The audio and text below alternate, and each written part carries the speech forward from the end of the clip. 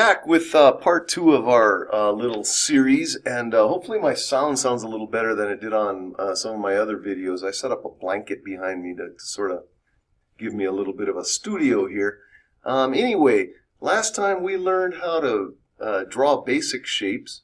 We're going to expand on that real quickly here because we didn't draw anything. Let's draw something real simple just to show how we can possibly work with shapes to create at least simple drawings. If you remember, we learned the rectangle tool, and that's just to make a rectangle, and obviously. And there's another one here. This is the polygon tool. And when you select this, you can come up here. If you can see where my mouse cursor is hovering, this will tell you how many sides you want on your polygon. And I'm going to draw one here. That's a 6-sided polygon. Now you can go up to 8, make a stop sign. We're going to go down to 3, which is, of course, a triangle. Now, let's see what we can do with this. Let's turn this 270 degrees. This is my rotation thing up here. It'll rotate the object where you want. And let's go over here and I'll make it a little bit bigger. And let's see what we got going here. Now I'm going to teach you a new tool, align and distribute. Let's turn these a color. Red. Let's get this way down here so I can show you what align and distribute does. Let's see if I can get a little bit more here. There we go. Here's our menu. Arrange right up here. Align and distribute right here. Align and distribute. Now that'll open up this little menu here. And distribute we'll worry about later. Right now we're going to use align. You can either align it horizontally or vertically. In this case, we're going to select both of these holding down my shift button. And I'll pick this one, center. That's going to align the centers horizontally. Let's see what this does. Apply. Okay. Now these are perfectly lined up. There's also a keyboard shortcut for this. There's a keyboard shortcut for almost everything. The one for this is E, which means even.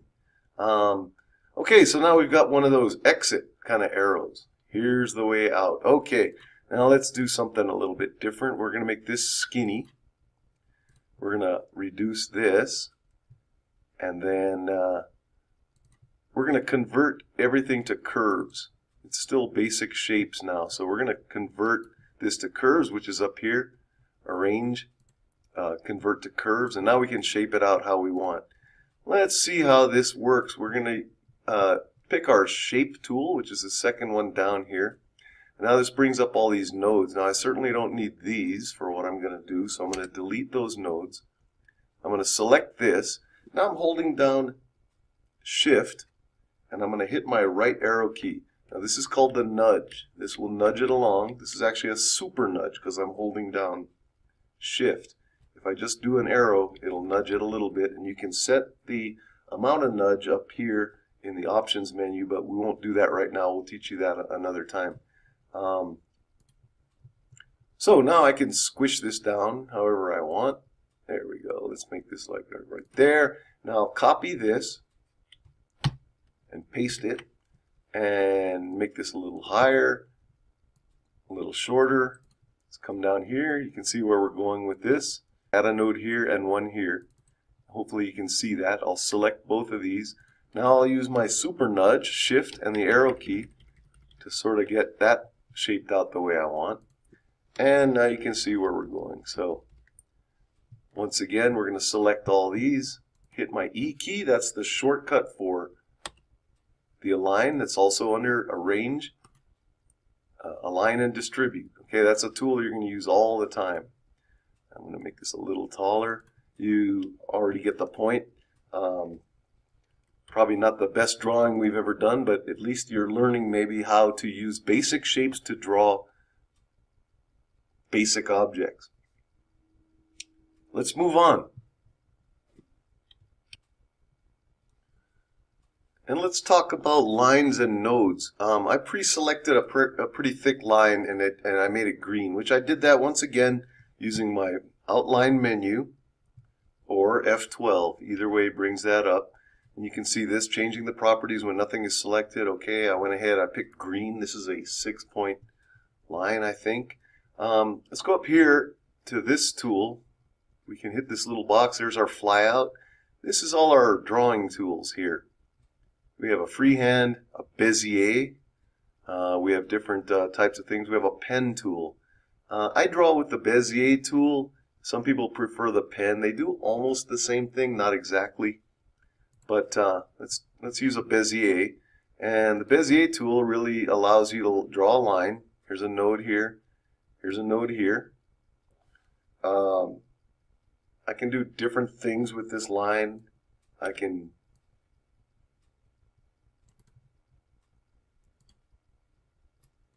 curve it. I can curve it the other way. That is a little confusing. I prefer to draw with straight lines and then shape it out afterwards. Even after all these years, I still don't draw this way with the Bezier tool. Let me show you how I'll work a curve.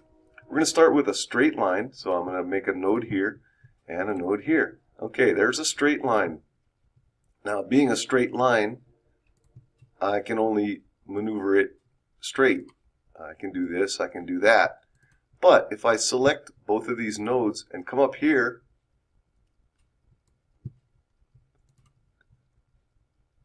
to my curve, you can see straight curve. Straight's already grayed out because it is straight. So if I change this to a curved line, now that changes everything because it still is straight, but watch, now we have these control arrows that if you can see this, I can drag this arrow up here, I can drag this arrow down here, and I can shape this line. You know, I have complete control over the shape of this line. And this is just two nodes and two control arrows that define this vector path. I'm going to add a node here in the middle. Let's talk about the different kinds of nodes. They're a cusp node. There is a smooth node, which is grayed out up here. You can see where I'm hovering. The reason it's grayed out is because that's what this is, smooth. And there's also a symmetrical. Let's talk about the different kinds of nodes. This is a smooth node. I'm going to convert it to a cusp by clicking this cusp. Another way I could do that is click C on my keyboard. That changes it back and forth between a cusp and a smooth. Now that it's a cusp node, I'm going to show you what that means.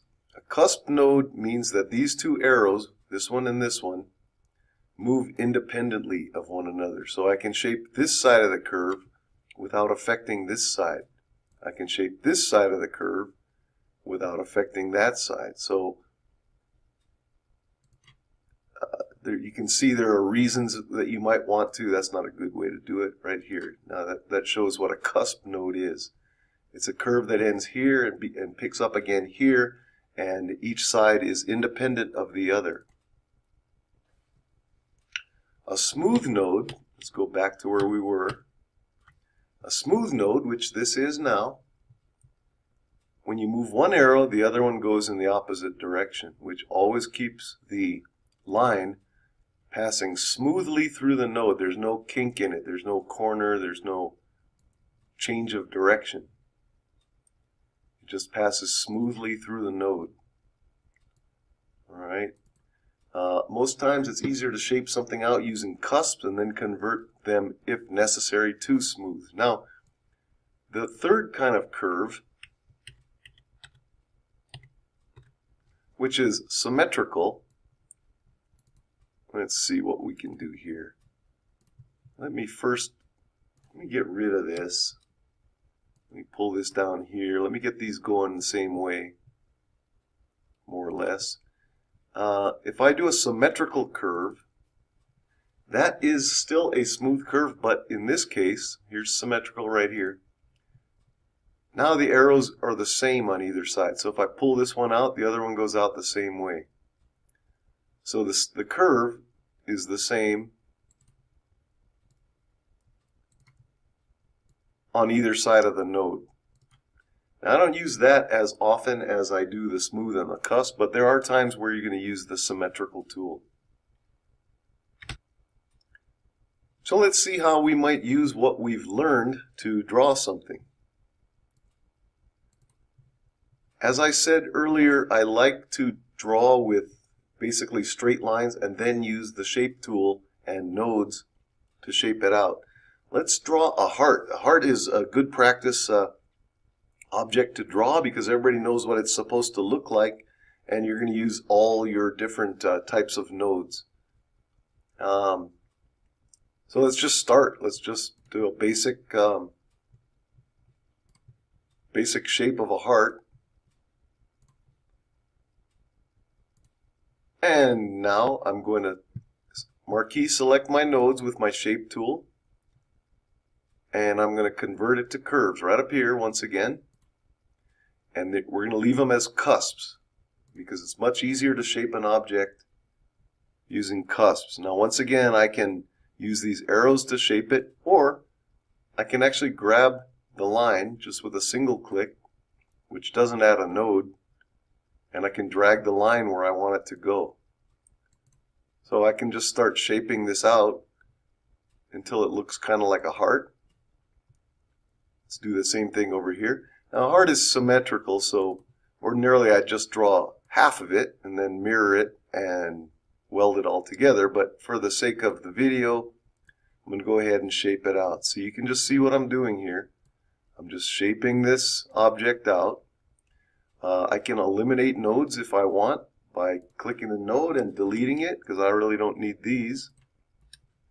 And then I can move the node to where I want it to be. Now let's learn another tool, which is your node align tool. I'm going to select this one and click, hold down shift and select that one. You can see the two that are selected. This tool, where is it? I can't find it. Right here.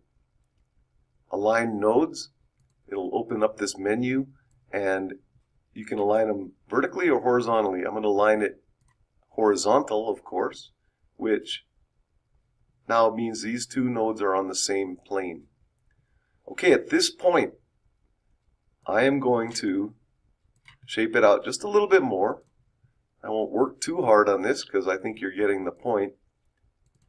I'm going to convert these cusp nodes into smooth nodes right there once again. That smooths it out. At this point, it's going to be a little bit more difficult to shape because once again we're going to work with both sides of the curve at once. But anyway, I'm just going to keep shaping this out for a few minutes and see if I can get it to look pretty good. I won't work real hard on this because it's just for the video, but you can sort of get the idea of what I'm doing here. Just shorten this up, get this curve to look right, and as you practice you'll get more and more familiar with how the curves are supposed to look. And once again we're going to line up these two using our node align. This time we're going to go vertical. There we go. That's already looking reasonably decent. And of course, since it's a closed path, we learned last time that we can give it a fill. And of course, that's not a perfect heart, but it's getting there. So this shows you how you can use your shape tool to shape an object out the way you want it. Now a heart is, like I said, a good object to practice on because it uses all the different types of nodes, and when you get it right you sort of know. Once again, I'm not finished with this, but I'm going to leave it here because now I'm going to suggest that you draw an arrow like I did using straight lines and then a heart like this, and that will give you a lot of practice about how to shape everything out.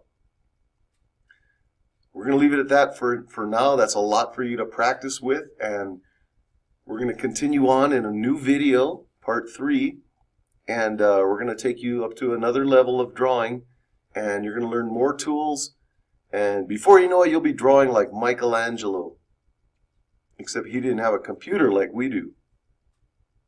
If you like this video, please subscribe to it. There's going to be more videos in this series and in others. And I already have quite a few up that you can look at. There's a lot for you to work on, and I'll see you next time.